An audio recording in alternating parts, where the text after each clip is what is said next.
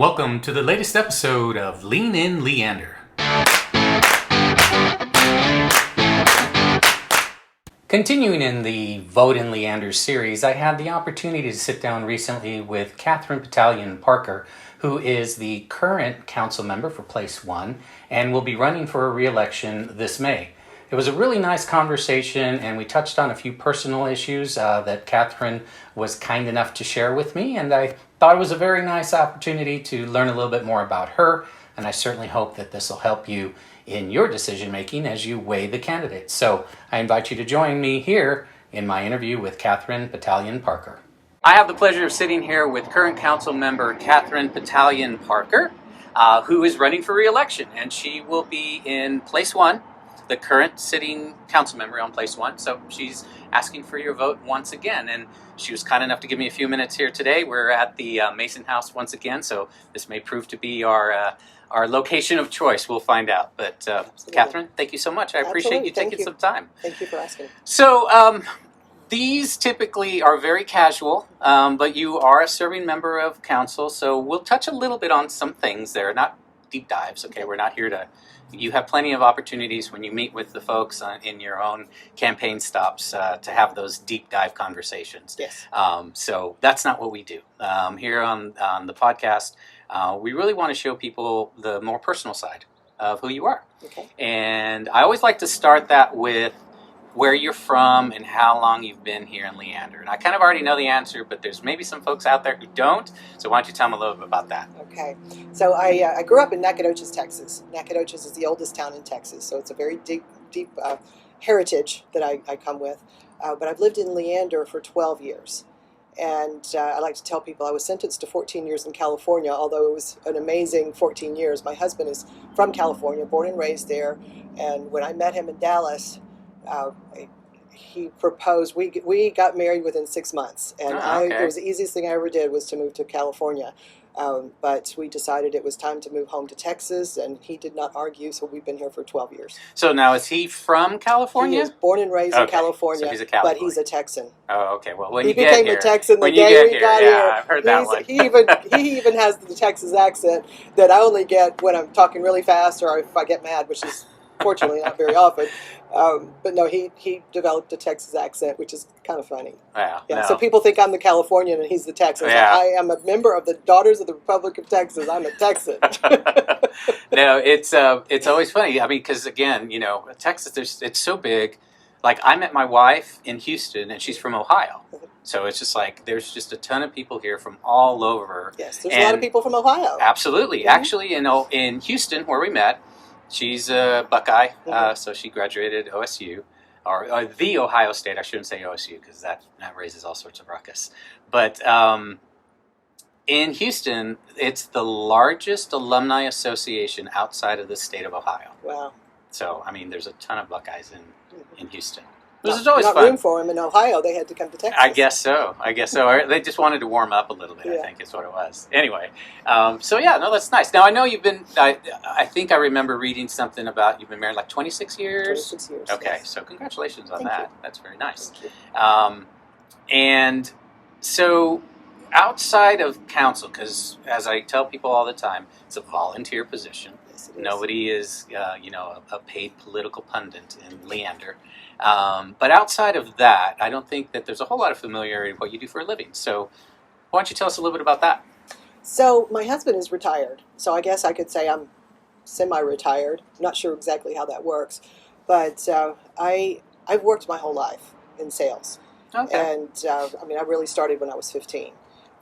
Day I registered for college, I got a sales job and have never turned back. I enjoy that connection that is really a requirement to work with people. Oh, absolutely. But I'm a fashion consultant. Okay. And when I became and it's not full-time, my husband said what I was doing before, he said, you should just quit and do cabbie.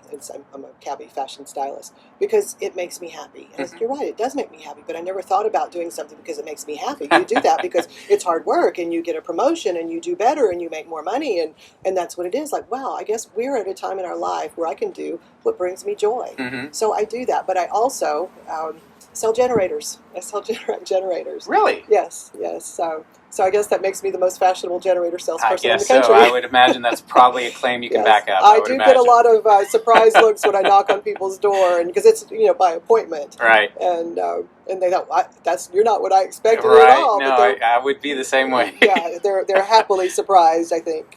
So was there any particular sales area, like specifically, like were you, I don't know, chemical salesman or, something like that? Or did you kind of move with sales? Because sales as a profession is a little transient.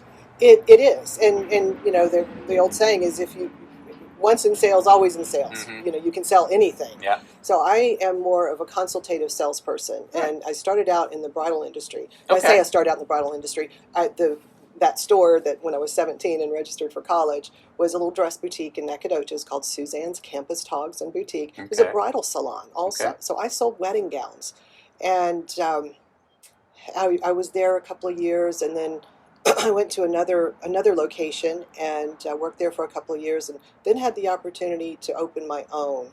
He was closing, and I could buy the store and have my own store with tuxedos, ladies' ready-to-wear, pageant gowns, debutante gowns, quinceañera, and I was still in college.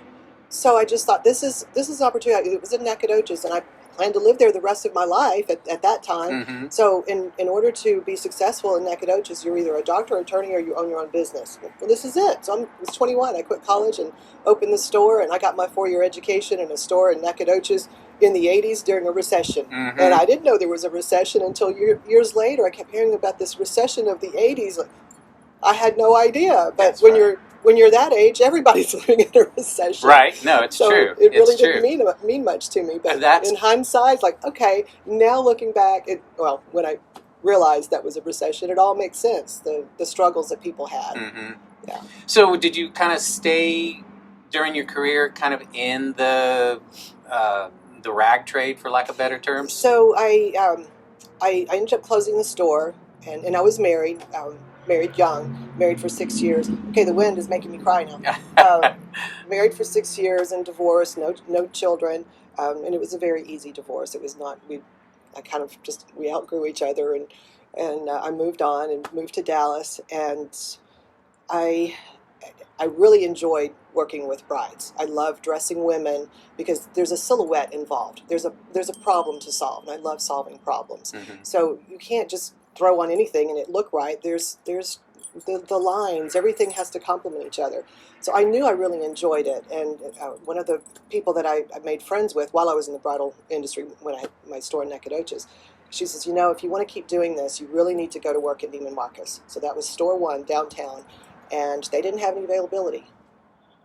And Andrew, I kept calling until they gave me an interview and they hired me, because I was not giving up. And I stayed there for 6 years, and I actually am still friends with some of my brides.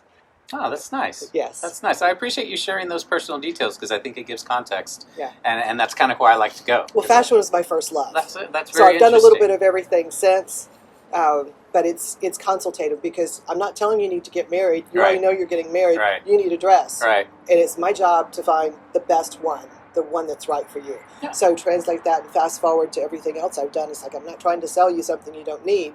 I'm trying to make sure that what you've already decided that you need, that you get the best one, and you get what's right and solves the problems that you have. Mm-hmm. Not the problems I tell you have, the Mm-hmm. problems you already have. You've come to me, and I'll help you find the solution. That's kind of, the generators are the same thing. Right. And I kind of became known as the therapist at the bridal salon. They said they were going to get me a sign that says the doctor is in, because we said that the dress is really expensive, but the therapy is free. Right.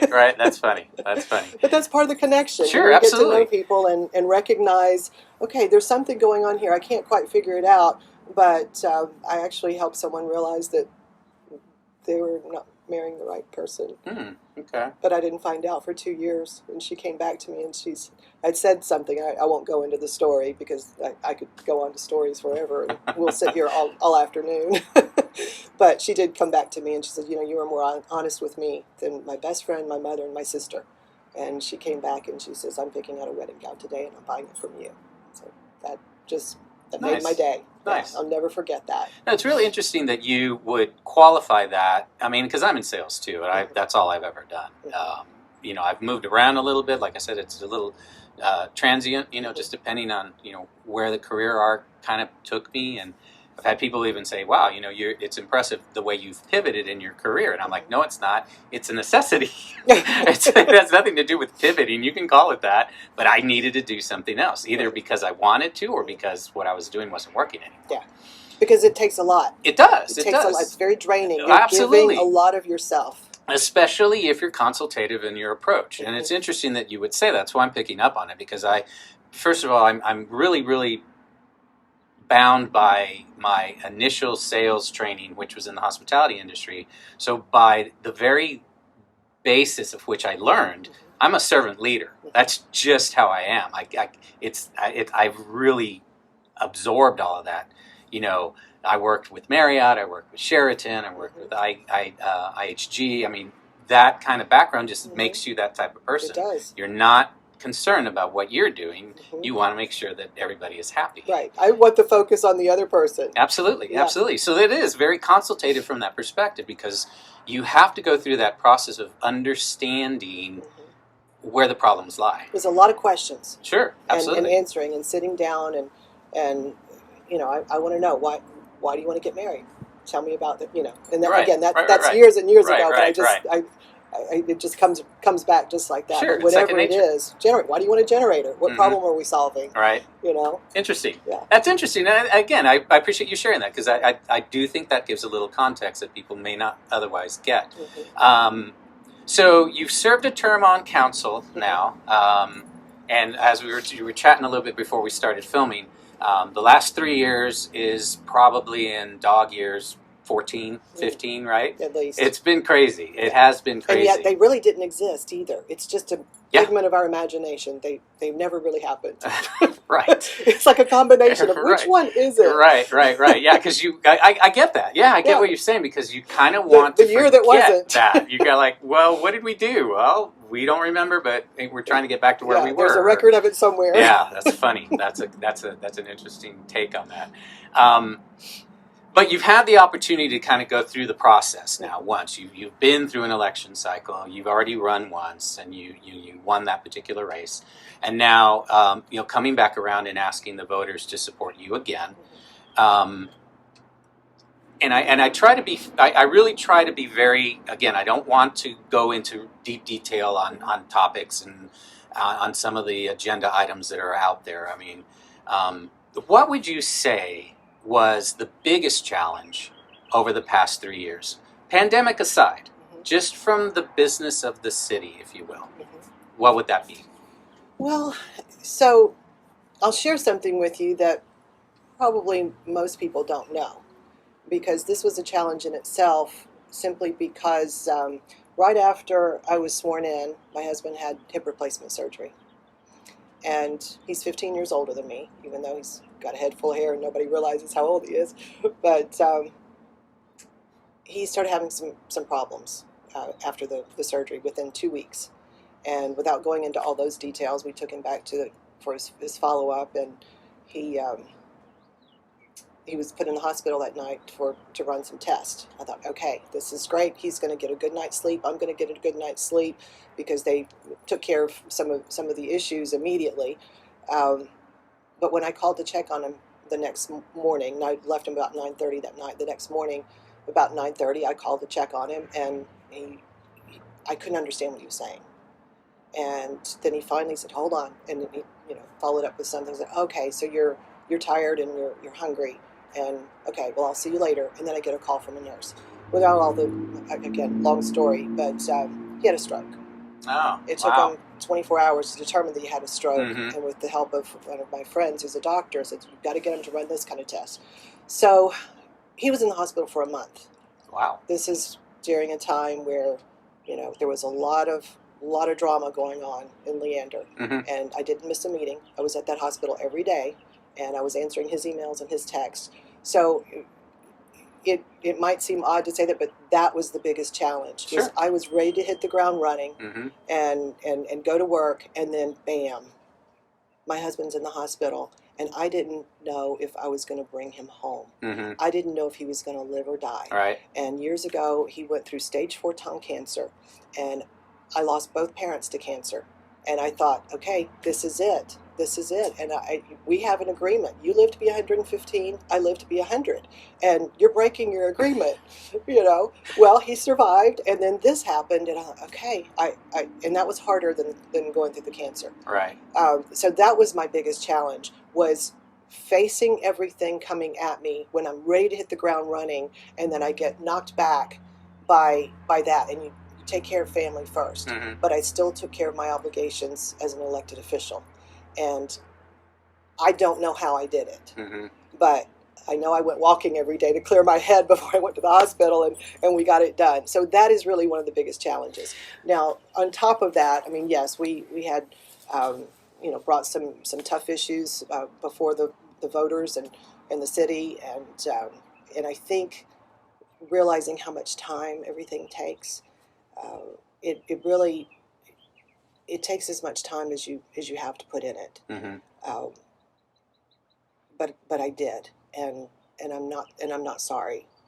Well, I was going to say, did you find that additional focus may have been helpful to the process that you're going through personally, that you could disengage from something and focus somewhere else for a while? Absolutely. I mentioned I kind of compartmentalize. I am either completely scattered or laser focused, depending on what it is. But I have to just quiet the noise and focus on one thing. And that was the walking every day helped me focus on something, and I solved all the problems. And but I had to focus on, okay, we've got to get him better, and we've got to take care of this, and backing. Back to when he had cancer, it was like, okay, you're not going to die. You're going to try to kill him with chemo. I'm going to try to keep him alive with nutrition. We'll see which one wins. And I won. But I had to do a lot of research to find out what is going to clean the toxins out and everything. So I know this is not really council related, but still, this is a personal thing. Again, that's the point. That's what we're here for. Not a lot of people know this, and because I don't talk about it. Right. I don't post on Facebook that I have a headache. I don't Right. post on Facebook that Right. they're going through this. But it's people that are close to me know what's going on, and the rest of it, it's not relevant. You just put on a smile and you go out and you do what you're supposed to do. Well, I think that's I disagree with you, because I think that is relevant. I think it is relevant to see. Well, to see that's an insight, I think, to the type of person that you are. And we're all human. We have life. Yes, life happens. Well, yeah, I always like to say we're all going to die. So it's like there is one thing that equalizes everything, and that's it. Yep. I don't like to say that. I guess I should disclaim on that one. I say but that. That's, it's like, what's the measure of success? Nobody died. Yeah. It's other than that, it's just not that serious. It's not a life or death situation. Yeah. No, but I think contextually, just from the way that you describe that situation and that time period in your life, I think it is. I think it's worth noting that, hey, here's something that you may not have known. There's all this stuff going on, and I'm still doing my job.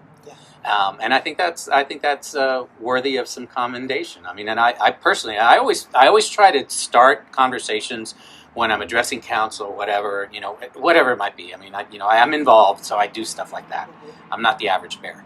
But that said, in those situations, I like to make sure that I'm thanking people for the time that they're taking, because I recognize personally that is a sacrifice. It's not something that you're getting paid for.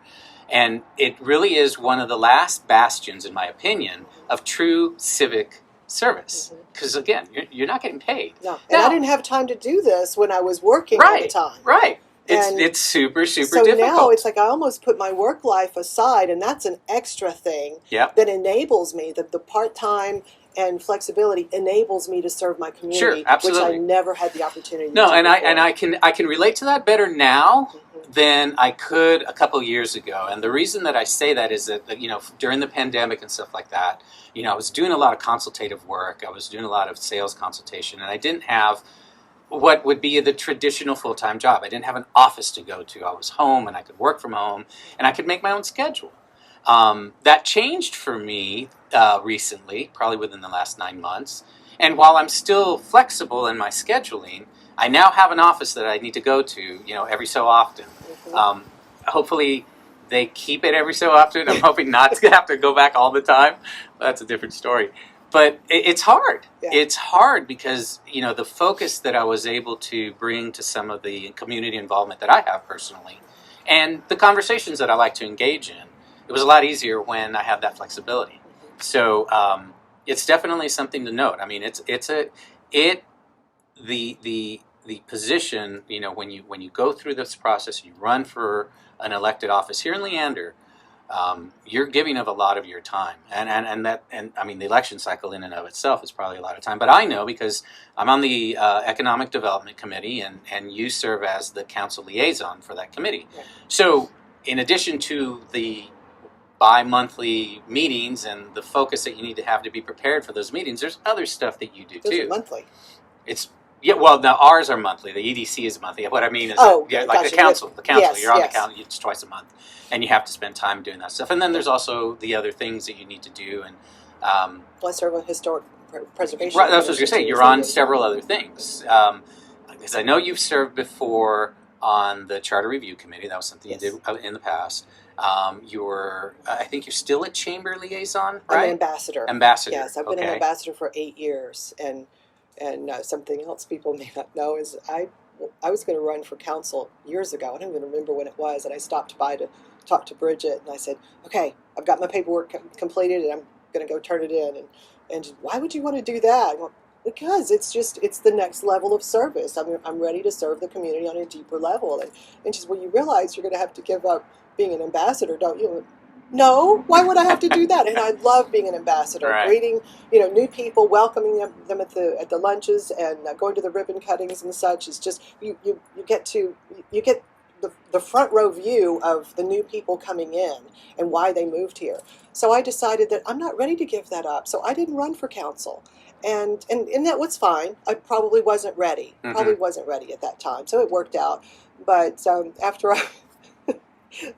I ran for council and won, I asked Bridget, said, "Can I still come to the ribbon cuttings?" And she says, "Well, I have good news for you. They changed it where you can still be on council and be an ambassador." So I say I'm the worst ambassador ever now because I'm so busy, but I still get to come to the ribbon cutting. And really anybody can go to the ribbon cuttings. Right. So just you don't have to be a member of the chamber. You can always go to the ribbon cuttings and welcome the new businesses. They appreciate it. It's a service nonetheless, Yeah. and I think even an extension. I'm really glad that they changed that rule because that seems like a silly rule. But an extension of your service on council, and because the positions here are at large, that's a conversation that we had during this last charter review. We talked a little bit about that because of the size and the population growth in Leander. The size is fixed. We're not going to. Well, we might get a little bit bigger, but landmass wise, but that would require a lot of other things. So, anyway. The population, though, continues to grow. We were fortunate enough to be together last night in a meeting, and I think the number that was stated last night was 87,000 now, which tracks. And that's probably fully 30,000 more than when I got here. Well, I know it is. That sounds about right, and we're really 5 years ahead of the last comprehensive plan review was in 2020. It was finalized. We're 5 years ahead of population that was projected then. Right. So that creates all sorts Lots of challenges. Okay, and would you say now that you have the 3 years of experience behind you, and you mentioned it, and the reason I'm coming back to this is you mentioned the first time you thought about running, you decided you weren't ready, and now you can look back at that and say, you know what, I wasn't really quite as prepared. Now you've had the opportunity to go through the process, not only of going through an election and winning an election and becoming a new member of council, but you've had 3 years to sit on council. Challenges personal aside, the challenges that are coming forward that face the city of Leander, what would you say there is the biggest challenge? What's the biggest challenge that faces us going forward, in your opinion? Well, I mean, we hear a lot about water. I mean, that's the hot topic. But I think it's important that people understand that much of the groundwork has been done. It just takes a long time to solve that problem, but it doesn't take away the pressure of every decision we make.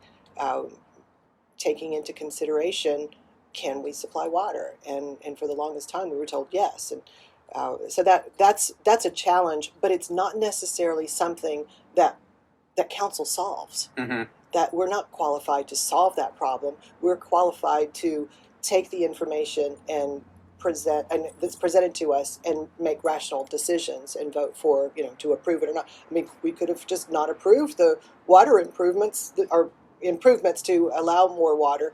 That would not be the right thing to do. It's expensive, but it's necessary because people aren't moving away; they're moving here. And Texas has a water issue. Yeah, it's not just Leander. It's not just Leander, and I'm glad you said that because that's where I was going next. It's like this is an issue that's a regional, if not a statewide issue, and I mean it goes far and above what we talk about at the local level. I mean there's climate change, there's the water tables, the lack of rain in the mountains. There's all sorts of things that come in to play to that one specific issue. So what we can do from a city perspective is just, and my opinion of this is that we do the best that we can to try to anticipate what that's going to look like. But there's no guarantees. We don't know what we don't know. No. I mean, at the end of the day, the water basins, all of a sudden just plummet. What are you going to do? I mean, you can drill deeper, but you still have the same general but problem. We don't get water out of the ground right now. Again, I'm using that as an example. Yeah. I mean, just if let's say the water tables, we always on KXAN every evening. They always mention what the levels at the lakes are. Well, there's a reason.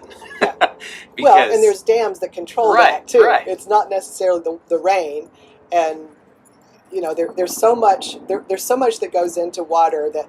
I mean, I sat in a 3-hour water meeting just to kind of comprehend what we have, and there's a lot involved. Right. When I just said, okay, there's not one person on council, past, present, or future, that is qualified to solve that. I think that's fair. That takes a lot of people working together, and we have to keep in perspective the role of council.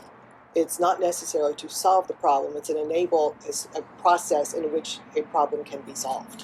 So, taking that, how is it that the council is able to move forward with some of these, complex issues from that perspective? What is it that is the overarching goal of council, or in your opinion, your role on council maybe?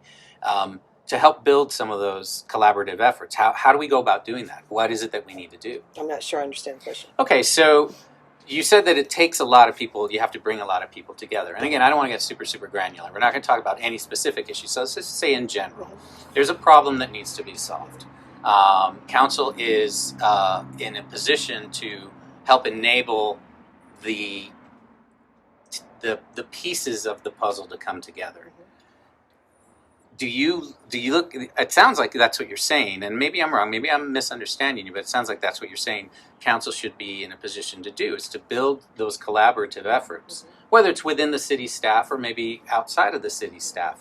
I'm curious to know, what is it that you think is necessary there? Does that help? Kind of. I mean, I'm better with specifics, but just in a general overview is, we have to ask the questions. And much of what we've accomplished and been made aware of came from private citizens to let us know that, hey, when you get elected, you need to look at this. You need to check into this. And then it's just, okay, that starts with a question. It starts with okay, what's going on with this? And then, you ask for assistance through staff through our city manager. There's a process to do that. But we ask for assistance, like help me understand this. We have someone that asks about this issue, but again, hypothetically, whatever it is. Right, whatever the issue is. Yeah, that seems to be a problem, and I can't argue with that because they perceive that as a problem. What do we do about it? What are our options? And quite often, sometimes it's not even something that's our purview. It's just not something that we do. But it still starts with the question. So over time, you kind of learn what that process is and what can be done, what can't be done, and why something's done the way it is. Again, me sitting on the back row at council meetings for so long, something will come before. It's like, I know the answer to that because it hasn't changed since before I was on council. But being involved helps prepare you for that answer. Okay. So I'm trying to kind of how do I say this? I want to understand your thought process. Mm-hmm. I want to understand how you go about creating those questions. So I will say I'm very analytical. I mean, if there's something that comes up, I interview people. I make phone calls. I sit with people. And again, that just depends on what the issue. It may not be people related, but most everything is in some way or another. Mm-hmm. But in order to solve a problem, you have to understand the problem and what the options are. So I can't even say that I have a process, but it's kind of methodical in my own mind. But I don't have some scientific formula. Like, okay, I checked that box. I checked that box. It's just the way my brain works. Right. And sometimes it comes to me while I'm walking or jogging. Mm-hmm. It's like, oh, now I get it. Mm-hmm. Or I'll wake up in the morning and before I'm really fully awake, it's like, okay, I know what we can do. I've got it. And then present that. Like, okay, yeah, we could do that. That'll work. So it's just my brain kind of works the way it wants to, and well, I don't think that's too far removed from having a good night's sleep always helps, which is harder and harder to come by. Yeah, for sure. Insomniac here, so I totally understand that part. I mean, I think that's interesting. I just, we've had an opportunity to kind of work a little bit together. It's been a short term because I've only been on the EDC this year, so 3 months. But we have had an opportunity. It feels like 5, right? It does feel like a lot more than that. But what's been interesting about that, and what I've really appreciated, just from my personal perspective, and I don't do this often, but what I've appreciated is that the opportunity to have those conversations. I think it's important to understand that we don't have to agree.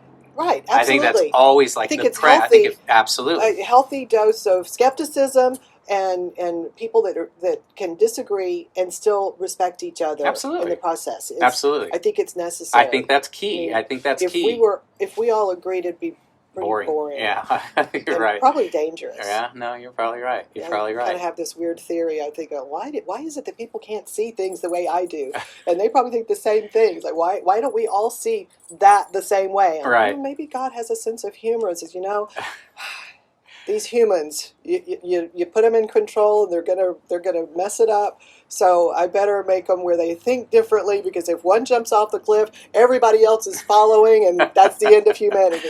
So we think a little different, and I think that's healthy for everyone. Well, no, I would agree with you. I really, really would. Sincerely, I agree with kind that. Kind of an odd analogy. No, it's not. I mean, I'm being honest. I think that's something that helps with that process. Mm-hmm. I'm very much in favor. Well, there's an old saying from East Texas, and it's probably not from East Texas, but there's more than one way to skin a cat. No, absolutely. Yeah. Absolutely. I use that. Yes, I actually use that. I thought maybe it was just... No. I bring that up. That's one of my go-tos. There's a different way to skin this cat. Yeah. I don't know why people would be skinning cats. I never understood that. It's really maybe saber-toothed tigers. I don't know. Anyway, I don't know where it came from, but the premise there that that some diversity of thought is good. Mm-hmm. That it's good to have multiple perspectives on things, yes. And for people to understand that at the end of the day, it's best to have some disagreement, as long as we can agree that we are both working towards a solution. As long as both parties are listening. Absolutely. I think there's a lot of the listening that needs to be done. And it's hard sometimes. It is. I mean, I admit, if I get my brain wrapped around something and I've got it, it's hard to change it. Yep. And yet there are times that I say, it's like, wait a minute, that was never brought into the discussion. Mm-hmm. No one's ever presented that, and then it changes everything. But you've got to be open to that, and I will say I'm open to it, but no, and I think you got to have something compelling. I think that's fair. I think it's not emotional. I think that's fair, and I really have. I've learned that about you. Yeah. I mean, again, I've been in the back row for a few years now too, yes. And so I've learned that. I was like, okay, I'm glad that you said that, because now I know that, okay, yeah, I got that right. Because I think that's a fair assessment. I'm pretty much an open book. But it has to be a compelling argument with you. Yeah. I think that's definitely something that I've learned. Yes, like arguing with a child because I want it is not a reason. Yeah, that's true. That is true. And unfortunately, some people kind of approach things a little petulant. Yes. And again, but that's their perspective, and you have to be able to, like, okay, Yes. I'm going to allow for the perspective. Let's get to the compelling argument. Let's get to your point. What is it you're really trying to say at the end of the day?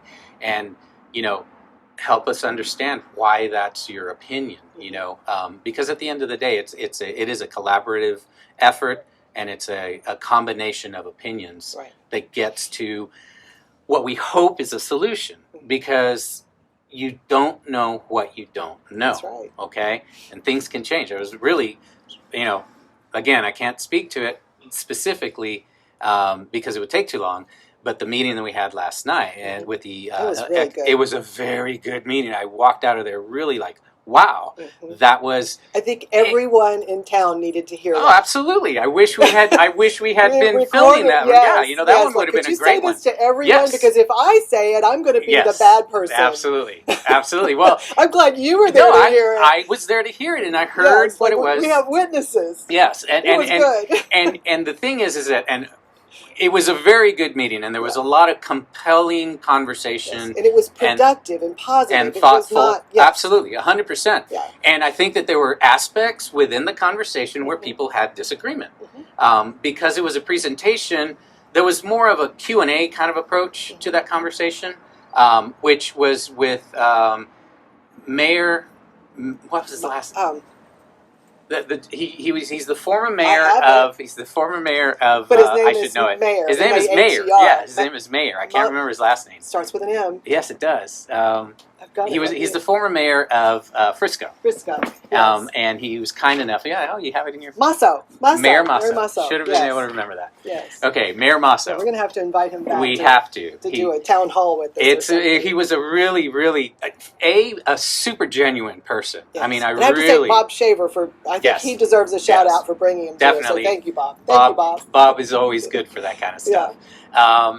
But it was a really interesting and compelling conversation, and I'd like to think enlightening for everybody who was there. It's unfortunate we had some people out for that meeting. Yes. It really is, because there were some people there who could have really probably helped with that conversation. But my point being is that, what we went into that meeting with maybe some bias, maybe some opinion, and we had someone come in and give us a completely new perspective. Yeah, it wasn't our city manager. It wasn't our city. It wasn't our mayor. It wasn't a council representative. Third-party opinions, representation, third-party studies, they have value. Yeah, they have absolutely. value. I mean, there are times that I'll go into something, it's like, okay, my initial response is, I don't like that, or that makes me uncomfortable, I don't think that's right, but I get out of Kathryn's box. Get out of the box, and then I start asking questions. Like, okay, all right, I'm good with that now. And maybe I changed a little bit, or maybe I didn't change at all. But I've done the research, and I know that my feelings are valid, or I need to change my perspective. So, well, and I can appreciate that. And I think on that note, because we've gone a little longer than what I thought we would. I warned you. I know. I knew it was going to happen. I can appreciate that. I really, really can. And I think that, that is a skill set that as salespeople, I feel some simpatico there, that you can leverage and you can really use to help bring about, I don't want to say positive change, but just positive direction. So tell everybody where they can find out information about you as you run for re-election. Oh, goodness. I never say it out loud. I always just hand somebody the card. Well, I know you're on Facebook. I am on Facebook. I think it's KP for Leander. Yes, my website is KP for Leander. That's the number 4. And my email address, if you want to email the campaign email, it's KP, the number 4, leander@gmail.com. All right, so I always end these with the same thing. Best of luck in your run.